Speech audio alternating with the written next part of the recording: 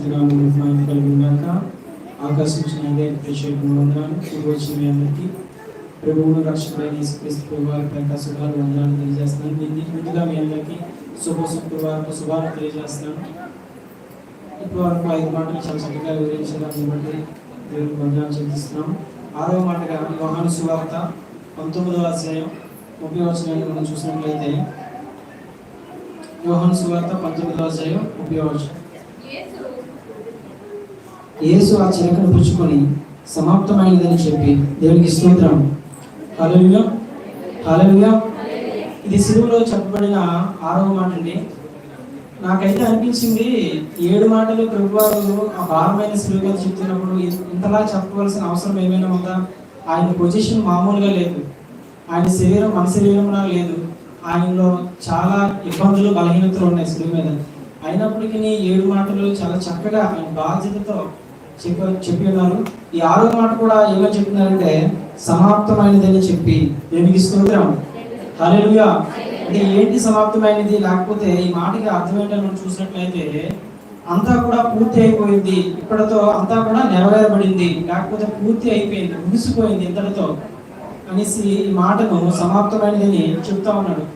ఈ మాట దేనికి సాదృశ్యంగా ఉన్నదని మనం చూసుకున్నట్లయితే మనం చూస్తున్న పొజిషన్ అయితే ఆయన భారంతో ఉన్నాడు.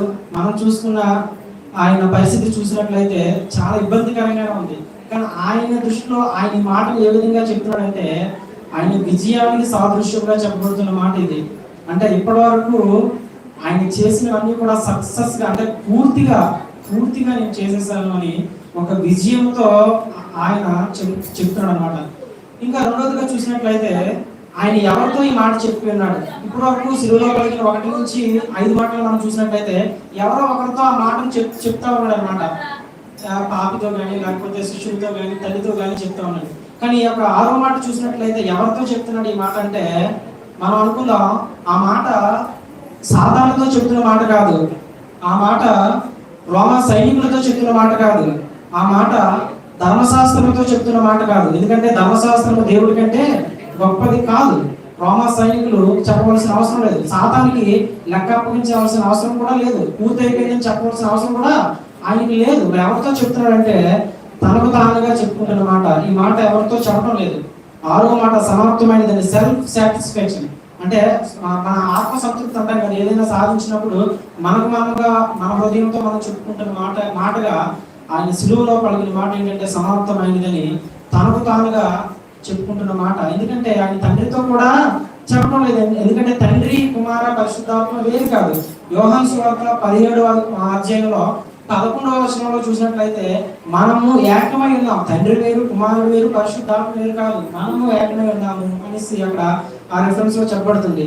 ఇక్కడ మనం చూసినట్లయితే ఎవరితో చెప్పారో మనం చెప్పుకున్నాం. ఈ మాటకు అర్థమైతే చెప్పుకున్నాం. ఏంటి సమాప్తం చేశారు ప్రభువారు? ఏంటి సమాప్తం చేశారు? మొదటిగా చూసినట్లయితే ఆయన ప్రణాళికను సమాప్తం చేస్తారు. ఏంటి ఆయన ప్రణాళిక అంటే మనిషితో దేవుని సంబంధం బలపడాలి.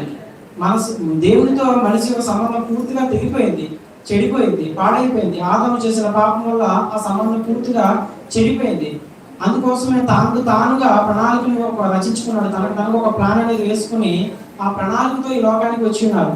యేసుక్రీస్తు వారి మరణము ఒక సాధారణమైన మరణము కాదు, ఏదో హఠాత్తుగా వచ్చిన మరణం కాదు, లేకపోతే ఎవరో కుట్రతో లేకపోతే ఏదైనా పన్నాగంతో పడిన మరణం కూడా కాదు. ఆయనే ఒక ప్రణాళికను రాసుకుని ఉన్నారు. ఎందుకంటే సమస్త మానవాళి పాపం పోవాలి, లేకపోతే సమస్త మానవాళి కొరకు నేను బలిగా అవ్వాలనేసి తనకు తానుగా ఒక ప్లాన్ వేసుకుని వచ్చాడు. మనం అనుకుంటుంటాం ముందు రోజు రాత్రి కూడా వాళ్ళ శిష్యులు కానివ్వండి, మరొకరు కానివ్వండి ఆయన మరణం ఊగిపోతాడు లేకపోతే చనిపోతాడని ఎవరు కూడా ఊహించున్నారు. ఆయన చనిపోతాడు లేకపోతే ఆయన మరణం అయిపోతాడు మనకి ఉండరు అని ఎవరు కూడా ఊహించి ఉండరు. కానీ ఆయన మాత్రం సిద్ధపడిపోతూ ఉంటాడు.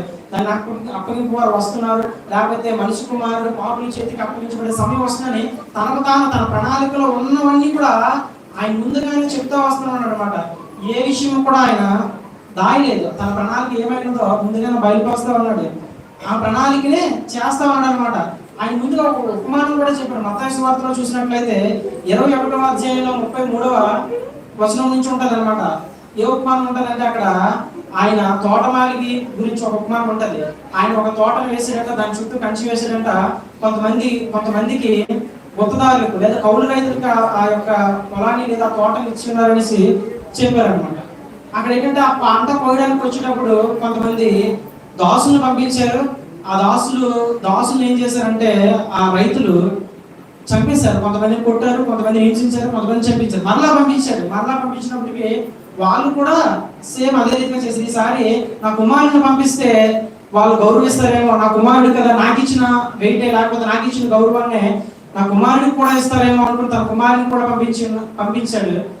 ఆఖరికి వాళ్ళ రైతులు ఏం చేశారంటే తన కుమారుడినే చేసేస్తే ఇంకా వాటాదారుడు హక్కుదారుడు ఇంకా ఎవరుంటారు కదా అనేసి తన కుమారుని కూడా చంపేశారు. ఆయన ముందుగానే ఒక ఉపమాన రీతిలో ఆయన ముందుగానే బోధించున్నాడు.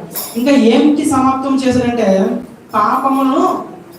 పాపములకు చెల్లించే మూల్యాన్ని సమాప్తం చేశాడు. అంటే బిల్, అంటే మనం చెల్లించే మూల్యాన్ని ఆయనే సమాప్తం చేశాడు. మనం చేస్తున్న ప్రతి విధమైన అపరాధానికి లేదా ప్రతి విధమైన పాపానికి ఆయన వెల చెల్లించాడు. ఇప్పుడు మనం కిరాణా షాప్లో ఒక నెలవారీ సరుకులు ఏ విధంగా తీసుకుంటామో దాన్ని ఎలాగా మనం మళ్ళీ భర్తీ చేస్తామో తిరిగి ఇచ్చేస్తామో అలాగే ఈ లోక మానవాళి కొరకు ఆయన చెల్లించవలసిన మూల్యాన్ని అక్కడ సమాప్తం చేసి యేసుక్రీస్తు ప్రభువు ఎవరి కోసం మూల్యం చెల్లించలేదు. ఆయనకి ఇంకా అవసరం కూడా లేదు, సిలువలోనే సమాప్తం చేసినని చెప్తా ఉన్నాడు. ఇంకా ఏమిటి సమాప్తం చేసినని చూసినట్లయితే ప్రవచనాలని, అప్పటి వరకు ఉన్న ప్రవచనాలన్నింటినీ కూడా సమాప్తం చేశాడు. అక్కడ చూసినట్లయితే యోహాను సువార్త 19:28 చూసినట్లయితే అటు తర్వాత సమస్తము అప్పటికి సమాప్తమైనది యేసు ఎరిగి లేఖనము నెరవేరినట్లు. దేవునికి స్తోత్రం, హల్లెలూయా. ఒకవేళ ఈ మాట చెప్పకపోతే లేఖనం నెరవేరదేమో, నేను దప్పికొని ఉన్నానని చెప్పకపోతే లేఖనం నెరవేరకపోవచ్చేమో అనేసి ఆయనకున్న ప్రణాళికలో, ఆయనకున్న విధి విధానంలో ఈ మాట కూడా ఉన్నది, ఈ లేఖనం కూడా ఉంది. ఆయన దప్పుకొని ఉన్నాడు అనేసి ముందుగానే ప్రవక్తలు చెప్పి ఉన్నారు. దావీదు ప్రవక్త కానీ లేకపోతే దావీదు భక్తులు కానీ చాలా మంది చెప్పినారు. ఆ వచనం కూడా అప్పటి వరకు ఉన్న లేఖనాలన్నింటినీ కూడా ఆయన సమాప్తం చేస్తున్నాడు. ఇంకా ఏంటి సమాప్తం చేస్తున్నాడంటే భూ సంబంధమైన జీవితాన్ని అంతటితో ఆయన సమాప్తం చేస్తున్నాడు. ఇంకా ఆయనకి ఇక భూమి అంటే మనిషిగా శరీరధారిగా ఉన్న జీవితాన్ని ఆయన అప్పటితో సమాప్తం చేస్తున్నాడు. యోహాను సువార్త 14:3 చూసినట్లయితే అక్కడ లెక్క కూడా చెప్తా ఉంటాడు అనమాట. ఏంటి అనేది ఏంటి భూ సంబంధమైన జీవితం ఇక్కడ నాకు సంబంధం లేదు అంటాడు అనమాట. ఏమంటాడంటే ఇది ఈ భూమి మీద నాకు సంబంధం లేదు, నేను ఇక్కడ ఉండను, నేను పరలోకానికి వెళ్తాను, మీ అందరి కొరకు నేను స్థలాలను సిద్ధం చేస్తాను. ఇక్కడతో ఆయన పని, ఈ భూమి మీద ఉన్న ఆయన పనిని సమాప్తం చేస్తున్నాడు. ఈ మాటను బట్టి ఈ సమాప్తం యేసుక్రీస్తు ప్రభువు సిలువలో పలికిన ఈ సమాప్తమైన మాటను బట్టి మనం ఏం సమాప్తం చేయాలి, మనం ఏంటి పూర్తి చేయాలి అని చూసుకున్నట్లయితే మనము కూడా చాలా విషయాల్లో పూర్తి చేయలేకపోతూ ఉంటాం, పూర్తి చేయలేము. చాలా కార్యాలు దేవునితో మనకున్న సంబంధం కానీ లేకపోతే దేవునితో మనం చేసుకున్న ఒడంబడిక కానీ ఒప్పందం కానీ మనం పూర్తి చేయలేము. దేవుడిలోకి వచ్చిన మనము చాలా ఒప్పందాలతో లేకపోతే బాప్తిసం తీసుకున్న మనం, రక్షణ పొందుకున్న మనం చాలా ఒప్పందాలు ఒడంబడికలు దేవునితో చేసుకుంటాం. కానీ కొన్ని పరిస్థితులు మనల్ని ఆపేస్తూ ఉంటాయి, కొన్ని పరిస్థితులు మనల్ని వెనక్కి లాగుతూ ఉంటాయి. ఆ యొక్క ఒప్పందాన్ని మనం మధ్యలోనే ఆపేస్తూ ఉంటాం. క్రీస్తు ప్రభువు ఈ యొక్క మాటలు సమాప్తమైనదని ఎందుకు చెప్పినారో మన ఈ యొక్క సందర్భాన్ని బట్టి చూసినట్లయితే శరీరధారిగా నేనే సమాప్తం చేశాను.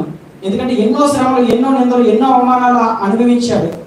ఆ దేవదేవుడే అనేకమైన శ్రమలను అనుభవించాడు. నేను చేయగలిగాను, మీరు కూడా చేస్తారు అనేసి మనకు ఒక ధైర్యాన్ని ఇస్తూ ఆయన ఒక విజయ పతాకాన్ని సిలువలో ఎగరవేస్తూ సమాప్తమైనదని చెప్తూ మన జీవితాల్లో ఎటువంటివైనా దేవుడితో మనకున్న సంబంధాన్ని కానీ లేకపోతే దేవుడితో మనం చేసుకున్న ఒప్పందాలు కానీ మనం మధ్యలో ఆపేస్తే యేసుక్రీస్తు ప్రభువు వారు అంటున్నారు, నేను సమాప్తం చేశాను, మీరు కూడా సమాప్తం చేయగలరు. ఎందుకంటే మీరు నాకంటే గొప్ప కార్యాలు ఈ భూమి మీద చేస్తారని ప్రభువు వారు చెప్పిన మాట ప్రకారం మనం కూడా దేవుడితో చెప్పిన ఒడంబడికలు కానీ లేకపోతే దేవుడితో చేసుకున్న ఒప్పందాలు కానీ ఖచ్చితంగా నెరవేర్చేసినట్లు ఆయన వేడుకున్నట్లయితే ఆయన ఖచ్చితంగా మనందరికీ సహాయం చేస్తూ మనతో ఆయనకున్న సంబంధాన్ని లేకపోతే మనతో ఆయనకున్న సంబంధాన్ని ఇంకా బలపరుచుకునే అవకాశం ఉంది. దేవుడి కొద్ది మాట మనం ఇంటిలో దీవించి ఆశీర్వదించును గాక.